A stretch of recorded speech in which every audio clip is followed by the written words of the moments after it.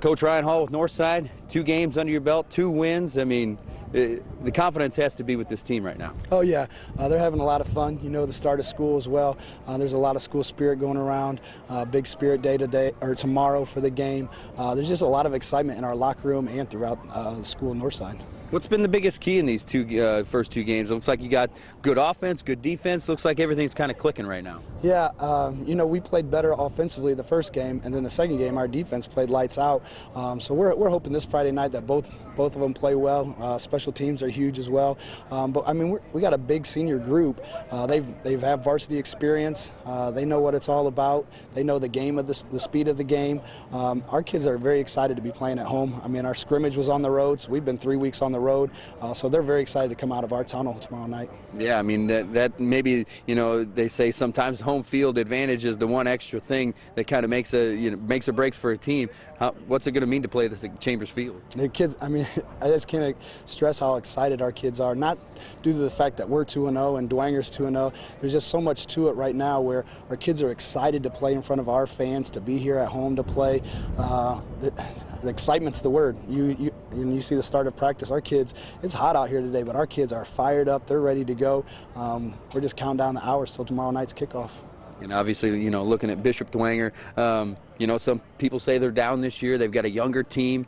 What's it going to take to beat the Saints? Well, down for Dwenger's different than down for other people. I mean, they got a great coaching staff. They're always going to be prepared. Their kids know how to play the game of football. They're not going to beat themselves. We can't turn the ball over like we did last week. If we do that, we don't have a shot in this game. But we really do think we match up with them. Whether you say they're down, whether the city says they're down, I mean, they still have won 38 games in a row. They're 2-0 in our conference. So we're not, I mean, we're in no place to take anybody lightly, let alone Bishop Dwenger. So we'll make sure we bring our A game tomorrow night. Is that anything you address with the guys, is their streak and how they might be the team to break it? Oh yeah, we've talked about the streak ever since we were on the field down at Huntington North, and when the game was over, we started right away talking about the streak. It's no secret. We know that they've beaten everybody in the city for this amount of years. We know that it's Friday night they're going for 39. There's no reason to hide that. They've done great things. We want to be the team that stops it. I didn't want it to be Concordia, and I didn't want it to be Southside. I want Northside. I wanted the opportunity to be able to do it, and we're hoping that happens tomorrow night. Now, you know, obviously coming off what happened at Huntington North, has it been a rough week for the guys? No, not for our guys. Our guys have been focused all week long. My coaching staff made it that way. We said after, you know, we had a meeting after school on Monday. After that, we never talked about Huntington North again. Now, I went to a lot of meetings throughout the week, but our players never did. We practiced for Dwenger. We talked about Dwenger's offense, Dwenger's defense, and special teams. Every minute of every practice. During school, there's no talk of what went on last week or anything like that, so there is no distractions on our team. As the coach, I mean, did you just get a different feel with this team? Oh yeah, I do.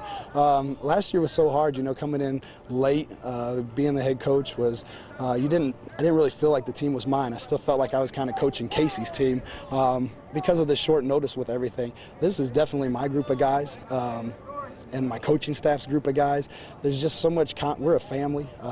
Those guys stick up for me whenever I do something wrong. And when they do something wrong, I try to correct that and stick up for them. So we're a very tight group. And Friday night, I mean, if you had to look at one thing, you mentioned the turnovers. Is that make or break for you guys? Yeah, turnovers is huge. I mean, I really feel like we could play with anybody offensively. We got a vast amount of experience, speed-wise. We're big up front, but if we turn the ball over, that just gives the other team opportunities to score. Our defense has got to play well. We got to stop their backs. We got to stop their run game. I know they're going to throw the ball. Our secondary's got to be good tomorrow night.